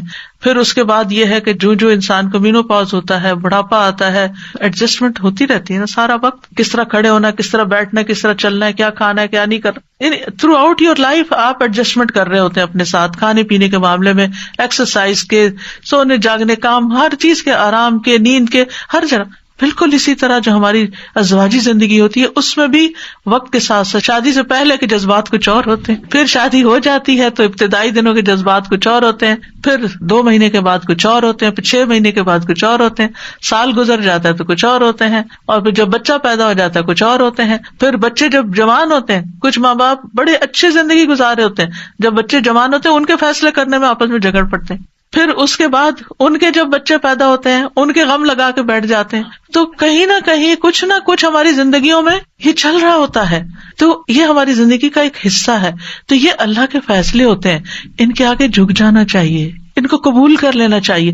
ہمیں نہیں پتا کہ جس چیز کا ہم خوف کرتے ہیں, جس سے ہم ڈرتے ہیں, اسی میں ہمارے لیے کتنی خیر اور بھلائی اللہ نے لکھ دی ہو. یعنی ہمارے توہمات ہوتے ہیں نا کہ کہیں ایسا نہ ہو جائے, کہیں ایسا نہ ہو جائے, پتہ نہیں کیا ہو جائے گا. تو ہر معاملے میں نا, مثلاً بچے جب اسکول ہی جا رہے ہوتے ہیں نا, تو اس وقت بھی اس اسکول میں داخل کراتے نا زیادہ اچھا تھا, اس پروگرام میں بھیجتے تو زیادہ اچھا تھا. میرے خیال ہے ہم نے غلطی کی اس کو ڈاکٹر بنا کے, میرا خیال ہے ہم نے غلطی کی یہاں شادی کر کے. یعنی ساری زندگی انسان فیصلے بھی کر لیتا ہے اور پھر ریگریٹس بھی ساتھ ساتھ چل رہی ہوتی ہیں. تو یہ پارٹ آف لائف ہے, لیکن اس میں ہونا وہی ہے جو اللہ نے لکھا ہے. تو اب کیا ہے, جب اللہ نے لکھ دیا ہے نا اور وہ چیز نافذ ہو رہی ہے, تو پھر کہیں رضیت باللہ ربا وبالاسلام دینا وبمحمد نبیا. اور اسی معاملے میں پھر ہمیں اللہ پر توکل کرنا پڑتا ہے. توکل انسان کے اندر اعتماد لے آتا ہے, انسان کے اندر اطمینان پیدا کر دیتا ہے. اور کیوں نہ توکل کرے, ہوا مولانا, وہ ہمارا مولا ہے نا, اس نے کام سنوارنے. میرے ہاتھ میں تھوڑی اپنی تقدیر, میرے ہاتھ میں تھوڑی اپنے فیصلے, اس نے کرنے, اور اس کا ہر فیصلہ خیر پر مبنی ہے. اور بندہ جیسا گمان کرتا ہے نا اللہ کے بارے میں, اللہ تعالیٰ بھی اس کے ساتھ ویسے ہی معاملہ کرتا ہے. ایک شخص بیمار ہوا, نبی صلی اللہ علیہ وسلم نے اس کو فرمایا لا باس طہور انشاءاللہ, کوئی بات نہیں, یہ پاک صاف کرنے کا ذریعہ ہے. تو اس نے کہا آپ یہ کہتے ہیں یہ گناہوں کو دھونے والا ہے؟ ہرگز نہیں, یہ تو ایک نہایت شدید قسم کا بخار ہے جو ایک بوڑھے پہ جوش مار رہا ہے, جو اسے قبر کی زیارت کرائے بغیر نہیں چھوڑے گا. برے برے الفاظ اس نے استعمال کیے. آپ نے فرمایا تو اچھا پھر یوں ہی ہوگا. یعنی آپ اللہ سے اچھا گمان کریں, اللہ آپ کے لیے اچھا کرے گا. جو چیز آپ کو پنچ کر رہی ہے نا, جو چیز آپ کو پریشان کر رہی ہے, اس کو کہیں یا رب, ایسے اپنے ذہن میں نا اس چیز کو ایک فزیکل فارم دیا کرے, اور پھر اس کو لپیٹ کے کہا کرے اللہ یہ آپ کے حوالے, آپ نے اس کی ٹیک کیئر کرنی ہے, میں نہیں کر سکتی, میرے دل کا یہ خوف دور کر دے, تو اس کی حفاظت کرنے والا, تو اس کی زیادہ کیئر کرنے والا ہے, تو نے اس کو پیدا کیا ہے. جیسے بچے ہیں, موسیٰ نے کیا کیا تھا, یعنی کتنی بڑی مثال ہے, اور کہاں جا کے پلے تھے, اور پھر وہاں کیا مشکل پیش آ گئی, اور پھر کہاں پہنچ گئے, پھر اللہ نے کیا کیا نہیں عطا کیا, کیسا بڑا مقام پہلے 5 اولو العزم رسول میں سے ہے. یوسف علیہ السلام, یعقوب علیہ السلام کے دل میں کیسے خدشات تھے, جو ہر ماں باپ کے دل میں اولاد کے لیے ہوتے ہیں, خاص طور پر اگر اولاد آؤٹ اسٹینڈنگ ہو. لیکن ہر واقعہ جو ان کی زندگی میں پیش آیا وہ نہیں چاہتے تھے, لیکن واللہ غالب علی امری, اللہ اپنے فیصلوں میں غالب ہوتا ہے, لہٰذا وہی ہوا جو وہ نہیں چاہتے تھے, جو نہیں چاہتے تھے.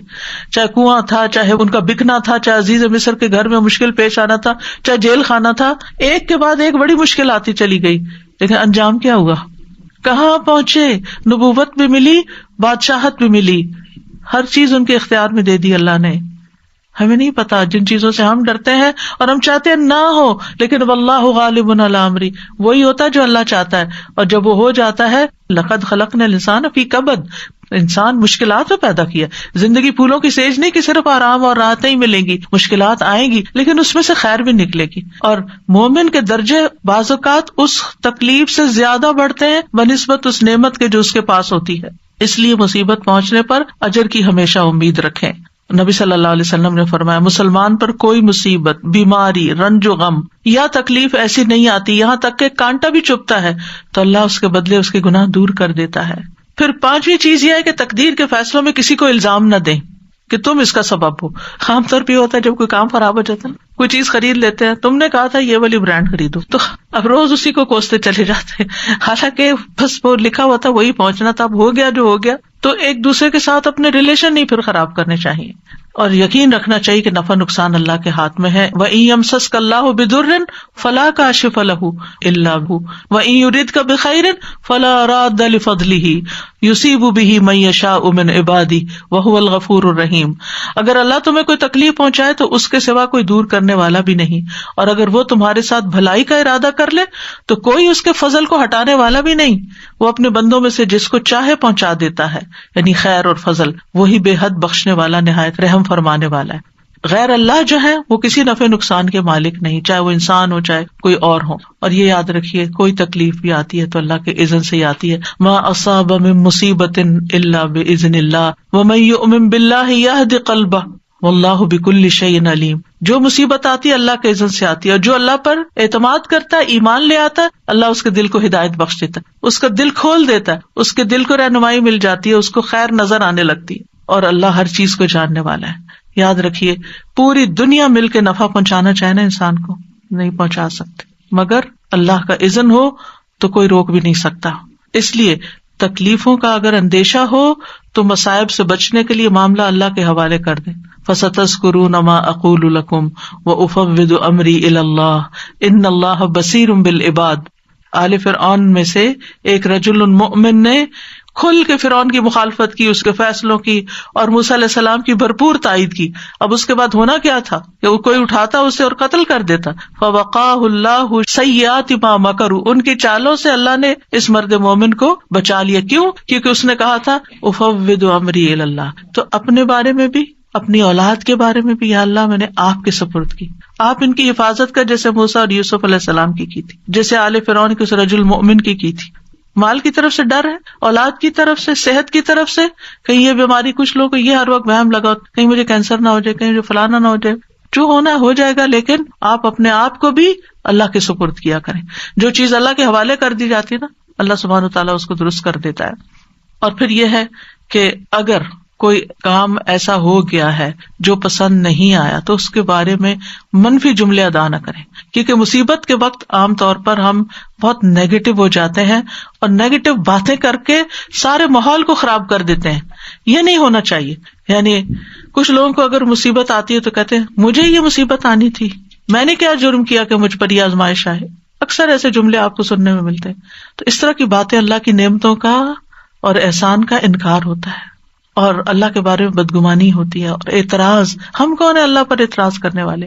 لہٰذا صحابہ جو تھے وہ ایسے جملوں کو سخت ناپسند کرتے تھے۔ ابن مسعود کہتے ہیں تم میں سے ایک شخص آگ کے انگارے کو مضبوط پکڑ لے یہاں تک کہ وہ بجھ جائے، یہ اس سے بہتر ہے کہ وہ اللہ کی تقدیر کے بارے میں کہے کہ کاش ایسا نہ ہوتا۔ یہ نہیں کہنا چاہیے کاش ایسا نہ ہوتا، جبکہ مشکل میں کیا بولنا چاہیے؟ قدر اللہ وما شاء فعل، اللہ کی تقدیر، جو اللہ نے چاہا کیا، اللہ کی تقدیر تھی۔ مکتوب، اور ایسے الفاظ نہ بولے جائیں جو اللہ کو ناراض کر دیں، یا یہ کہیں کہ کاش میں یہاں نہ جاتا تو یہ حادثہ نہ ہوتا۔ ساتویں چیز یہ کہ تقدیر کو عذر نہیں بنانا چاہیے، ٹھیک ہے؟ مثلا اگر کوئی شخص پہاڑ پہ چڑھ کے اپنے آپ کو نیچے گرائے اور چوٹے کھائے تو کہے میری تقدیر میں تھا تو اس لیے میں نے ایسا کیا۔ نہیں، ہمیں احتیاط اور کوشش اور بچاؤ کرتے رہنا چاہیے، اور اگر ہم کوئی نیک کام نہیں کر سکے تو تقدیر کو ذمہ دار نہیں ٹھہرانا چاہیے۔ اللہ ہی کو منظور نہیں تھا کہ میں حج کرنے جاتی، اللہ ہی کو منظور نہیں تھی، یہ جملہ نکال دیں اپنی زندگی، اللہ کو منظور نہیں تھا، ٹھیک ہے، لیکن یہ کہ آپ اس طرح کے نیگیٹو وے میں نہ کہیں۔ تو آپ کیا کہیں؟ انشاءاللہ اللہ چاہے گا تو پھر لے جائے گا، ہم کوشش کرتے رہیں۔ اور آٹھویں بات یہ کہ تقدیر پہ ڈسکشن نہیں کرنی چاہیے، اس پہ گفتگو کی ممانعت ہے۔ نبی صلی اللہ علیہ وسلم نے فرمایا جب میرے صحابہ کا تذکرہ ہونے لگے تو خاموش ہو رہنا، یعنی ان کی غلطیوں اور ان کی کوتاہیوں پر کوئی بات نہیں کرنا۔ جب ستاروں کا ذکر ہونے لگے تو خاموش رہنا، علم نجوم پر ڈسکشن نہیں کرنا۔ جب تقدیر کے مسئلے کا ذکر ہونے لگے تو خاموش رہنا، کیونکہ یہ اللہ کا راز ہے۔ تقدیر کیا ہے؟ اللہ کا راز ہے، ہمیں نہیں بتایا اس نے کہ وہ کوئی کام کیوں کر رہا ہے، اور ضرورت بھی نہیں اس کو ہمیں بتانے کی، لہٰذا اس پر اپنی طرف سے کوئی فیصلے نہیں کرنے چاہیے اور بحث مباحثے نہیں کرنے چاہیے۔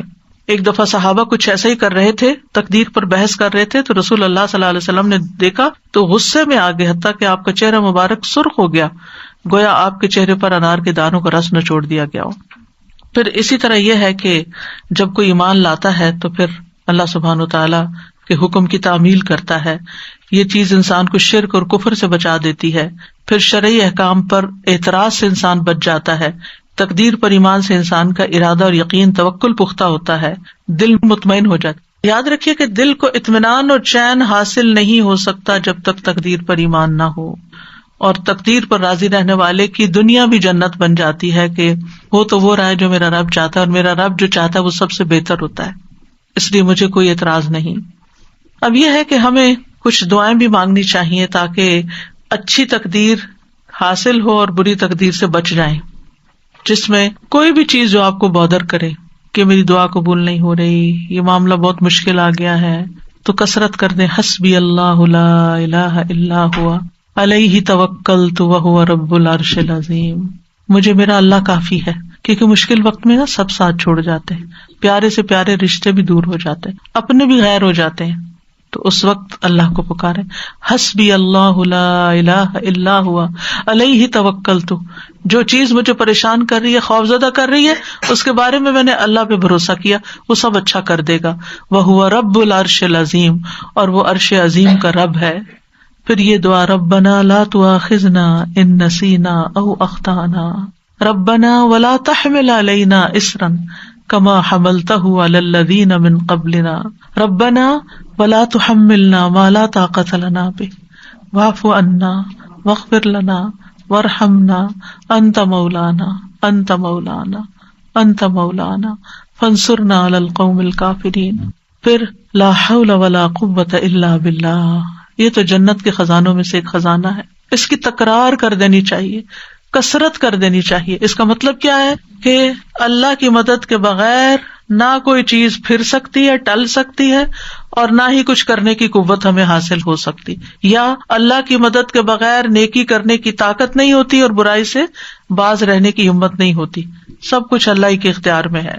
جب بندہ یہ کہتا ہے تو پھر بندہ دراصل اپنے آپ کو اللہ کے سپرد کر دیتا ہے، اللہ تعالیٰ اس کو اپنی سرپرستی میں لے لیتا ہے. نبی صلی اللہ علیہ وسلم نے فرمایا، کیا میں تمہیں جنت کے خزانوں میں سے کسی خزانے کا نام بتاؤں؟ میں نے کہا کیوں نہیں؟ آپ نے فرمایا لا حول ولا قوۃ الا باللہ. ابو ہریرہ کہتے ہیں میں سمجھتا ہوں کہ آپ نے یہ بھی فرمایا کہ اس پر جب انسان لا حول ولا قوۃ الا باللہ کہتا ہے تو اللہ تعالیٰ فرماتا ہے میرے بندے نے سر تسلیم خم کر دیا اور خود کو میرے حوالے کر دیا، سپرد کر دیا. حول کا کیا مطلب ہوتا ہے؟ تبدیلی ہونا. کوئی چیز تبدیل نہیں ہو سکتی الا باللہ، لا حول ولا قوت، اور کوئی اسٹرینتھ، قوت، طاقت، ریسورسز مجھے نہیں مل سکتے مگر اللہ ہی کی مدد سے. لا حول ولا قوت. لا حول، حول کا مطلب پھرنا. یہ تکلیف دور نہیں ہو سکتی، یہ تقدیر نہیں ٹل سکتی، یہ مشکل آسان نہیں ہو سکتی، یہ چیز جو مجھے بادر کرتی ہے زندگی سے نہیں جا سکتی مگر اللہ کی قوت سے ضرور جا سکتی ہے. ولا قوت، میرے پاس کوئی قوت نہیں، کسی کے پاس کوئی اختیار نہیں کہ وہ مجھے کوئی چیز دے سکے مگر اللہ کے پاس سارا اختیار ہے. تو معاملہ ہم نے اللہ کے سپرد کر دیا. یہ جنت کے دروازوں میں سے ایک دروازہ ہے. نبی صلی اللہ علیہ وسلم کے فرمان کے مطابق یہ جنت میں پودے لگانے والا عمل ہے. اس کلمے کو کثرت سے کہنے کا حکم دیا گیا ہے. ابو ذر کہتے ہیں میرے خلیل صلی اللہ علیہ وسلم نے 7 چیزوں کی وصیت کی، ان میں سے ایک یہ ہے کہ میں لا حول ولا قوت الا باللہ کی کثرت کر دوں، اور جس کا یہ آخری کلام ہو جس میں لا حول ولا قوت الا باللہ، اس کو آگ نہیں چھوئے گی. بندہ جب کہتا ہے لا الہ الا اللہ واللہ اکبر تو اللہ تعالیٰ فرماتا ہے میرے بندے نے سچ کہا، میرے سوا کوئی معبود نہیں اور میں سب سے بڑا ہوں. جب بندہ کہتا ہے لا الہ الا اللہ وحدہ تو وہ فرماتا ہے میرے بندے نے سچ کہا، مجھ اکیلے کے سوا کوئی معبود نہیں. جب بندہ کہتا ہے لا الہ الا اللہ لا شریک لہ تو وہ فرماتا ہے میرے بندے نے سچ کہا، میرے سوا کوئی معبود نہیں، میرا کوئی شریک نہیں. جب وہ کہتا ہے لا الہ الا اللہ لہ الملک و لہ الحمد تو وہ فرماتا ہے میرے بندے نے سچ کہا، میرے سوا کوئی معبود نہیں، بادشاہی میرے لیے ہے، تعریف بھی میری ہی ہے. اور جب بندہ کہتا ہے لا الہ الا اللہ ولا حول ولا قوت الا باللہ تو اللہ تعالیٰ فرماتا ہے میرے بندے نے سچ کہا، میرے سوا کوئی معبود نہیں اور میری توفیق کے بغیر کوئی بچاؤ نہیں اور نیکی کی طاقت نہیں. اور جسے موت کے وقت یہ کلمات نصیب ہو گئے اسے آگ نہیں چھوئے گی. تو یہ کلمات کیا ہیں؟ لا الہ الا اللہ واللہ اکبر، لا الہ الا اللہ وحدہ، لا الہ الا اللہ لا شریک لہ، لا الہ الا اللہ لہ الملک و لہ الحمد، لا الہ الا اللہ ولا حول ولا قوت الا باللہ. ایک اور دعا بھی پڑھنی چاہیے بری تقدیر سے بچنے کے لیے، اللہم انی اعوذ بک من جہد البلاء ودرک الشقاء وسوء القضاء وشماتۃ الاعداء. اے اللہ بے شک میں تیری پناہ میں آتا ہوں سخت مصیبت، بدبختی لاحق ہونے سے، بری تقدیر اور دشمنوں کے خوش ہونے سے. سب سے پہلی چیز مصیبت کی سختی، جہد البلاء، یعنی ایسی مصیبت جس کے برداشت کرنے کی انسان میں طاقت نہ ہو، کہ اس مصیبت کی وجہ سے انسان کا ایمان چلا جائے یا زندگی چلی جائے. اللہ ایسی مصیبت نہ ڈالنا ہم پر. آزمائشیں 2 طرح کی ہوتی ہیں، ایک جسمانی ہوتی ہے، ایک ذہنی ہوتی ہے. مثلاً بیماریاں ہیں، پیٹ درد ہو گیا، سینے میں درد ہو گیا، سر درد ہو گیا، یہ بھی آزمائش اور مصیبت ہے.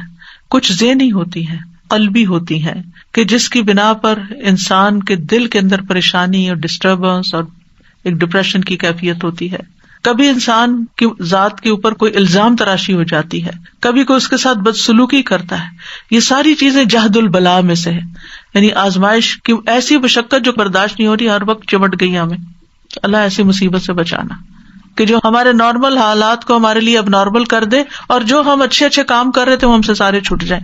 یعنی آپ دیکھیں کہ جب انسان اللہ کی عبادت کرتا ہے کتنی راحت ملتی ہے, جب انسان اللہ کے دین کی خدمت کرتا ہے کتنی راحت ملتی, جب انسان کسی انسان کی خدمت کرتا ہے کتنی خوشی ہو جاتی. لیکن جب اگر انسان بیمار پڑ جائے, کیا اس میں سے کوئی ایک کام بھی کر سکتا ہے؟ اب کیا ہوا, ایک تو بیماری کی وہ تکلیف جو مسلسل درد ہوئے جا رہی ہے, ہوش بلا دیے, ذکر اذکار بلا دیے, نہ عبادت ہو رہی ہے, نہ کوئی دین کی خدمت ہو رہی ہے, نہ کسی انسان کی خدمت ہو رہی, کچھ بھی نہیں ہو رہا. یہ ہے جہد البلا. اللہ ایسی کیفیت سے بچا لینا کہ ہم کسی کام کے نہ رہیں, ہم نیکیوں میں آگے نہ بڑھ سکیں, کیونکہ ایسے میں انسان کا صبر و برداشت بھی کم ہو جاتی ہے. اس سے پناہ مانگنی چاہیے. پھر آپ دیکھیں کہ کچھ مصیبتیں ایسی ہوتی ہیں اس سے ایمان ڈاواں ڈول ہو جاتا ہے. اللہ تعالیٰ بچا کے رکھے. نیکی کے کام انسان کو اچھے نہیں لگتے, خیر اور بھلائی کے کاموں سے دور ہو جاتا ہے. وہ چیزیں انسان کو حق سے پھیر دیتی ہیں, خیر سے پھیر دیتی ہیں, منہ سے ایسے لفظ نکلنے لگتے ہیں, کیا فائدہ ہوا قرآن پڑھ کے پڑھا کے, نعوذ باللہ نعوذ باللہ, کیا فائدہ ہوا دین کی خدمت کر کے, کیا فائدہ ہوا یہ کر کے, سارے عمل برباد کیا, کرایا برباد. اس لیے جہد البلا سے پناہ مانگے. دوسرا درک الشقا, درک کا مطلب ہوتا پانا, کسی چیز کو ملنا, کہیں پہنچ جانا, اور شقا کہتے ہیں وہ چیز جو تباہی تک پہنچا دے, اور یہ سعادت کے برعکس ہوتا ہے. یعنی اے اللہ مجھے اس بات سے بچا کہ مجھے میری دنیا, میری جان, میرے اہل, میرے مال یا میری آخرت میں کوئی ایسی مشقت لاحق ہو کہ اس کے سبب سے جو میں گناہوں نافرمانیوں کے عمل کرنے لگوں. کیونکہ کچھ لوگ کیا کرتے ہیں, جب ان پہ کوئی تکلیف آتی ہے وہ جادوگروں کے پاس پہنچ جاتے ہیں, وہ نجومیوں کے پاس پہنچ جاتے ہیں, ان سے غیب کی خبریں معلوم کرنے لگتے ہیں, کیا کرایا ضائع ہو جاتا ہے.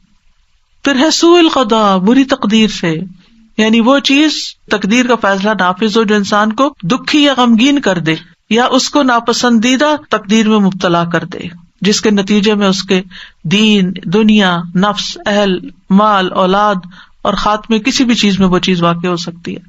اور سوء القضاء میں یہ چیز بھی آتی ہے کہ انسان کو غلط فیصلہ کر لے اپنے بارے میں یا کسی کے بارے میں, یا اللہ کا کوئی فیصلہ انسان کو دکھی کر دے, یہ بھی سوء القضاء ہے. یعنی اس کا دکھ اتنا ہو کہ اس سے وہ نکل نہ پائے, اور پھر انسان سوچے سمجھے بغیر کوئی فیصلہ کرے, بغیر عاقبت اور انجام کو دیکھے ہوئے, بس صرف جذبات میں آ کے یا کسی حالت اور کسی پریشانی اور مصیبت میں پڑ کے.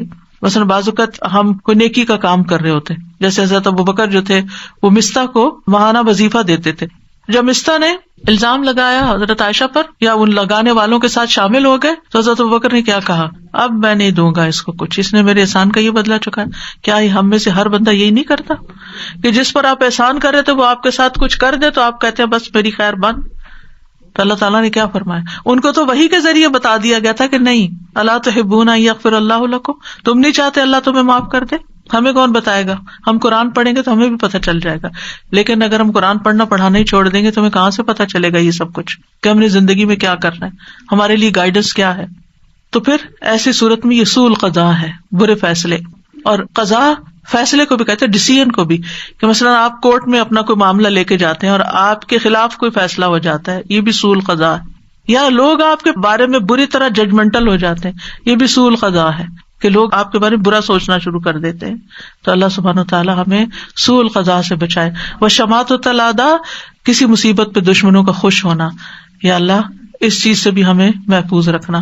اور پھر ایک اور دعا, اللہم انی اعوذ بک من زوال نعمتک وتحول عافیتک وفجاءۃ نقمتک وجمیع سخطک. اے اللہ بے شک میں تیری پناہ لیتا ہوں اس بات سے کہ تیری دی ہوئی کوئی نعمت مجھ سے چھن جائے, تیری دی ہوئی عافیت پلٹ جائے, کوئی ناگہانی عذاب آئے, اور تیری تمام ناراضگیوں سے تیری پناہ لیتا ہوں کہ تو کبھی مجھ سے ناراض ہو. اور وَأَسْأَلُكَ الرِّضَا بَعْدَ الْقَضَاءِ, أَسْأَلُكَ الرِّضَا بَعْدَ الْقَضَاءِ, یا اللہ تقدیر نافذ ہونے کے بعد مجھے راضی کر دینا, یعنی میں اس پہ ناراض نہ ہوں. تو اللہ کے فیصلوں پر راضی ہونا جو ہے یہ بھی دل کے سکون اور اطمینان کا ذریعہ ہے. یحییٰ بن معاذ سے کہا گیا, بندہ اللہ کی تقدیر پر راضی رہنے کے مقام پر کیسے پہنچ سکتا ہے؟ تو انہوں نے کہا جب وہ اپنے نفس کو 4 چیزوں پہ قائم کر لیتا ہے جن کے ساتھ وہ اپنے رب کے ساتھ معاملہ کرتا ہے. نمبر 1 وہ کہتا ہے اللہ اگر تو مجھے عطا کرے گا میں قبول کروں گا. دوسرا وہ کہتا ہے اگر تو مجھے محروم رکھے گا میں راضی رہوں گا. تیسرے اگر تو مجھے چھوڑ دے گا تو میں تیری عبادت کروں گا. چوتھے اگر تو مجھے بلا لے گا یعنی موت میری آئے گی تو میں تیری پکار پہ لبیک کہوں گا. تو صرف مومن ہی اللہ کے فیصلوں پہ راضی ہوتا ہے. لہٰذا صبح و شام 3 دفعہ پڑھیں رضیت باللہ ربا وبالاسلام دینا وبمحمد النبی. جو شخص دل سے یہ کہتا ہے اس کے لیے جنت واجب ہو جاتی ہے. اور پھر وتر کی نماز میں وبارک لی فیما اعطیت وقنی شر ما قضیت فانک تقضی ولا یقضی علیک. اور میرے لیے اس چیز میں برکت دے دے جو تو نے مجھے عطا کی ہے, مجھے اس چیز کی برائی سے بچا جو تو نے مقدر کر دی ہے. تو فیصلہ کرتا ہے اور تیرے خلاف کوئی فیصلہ نہیں کر سکتا.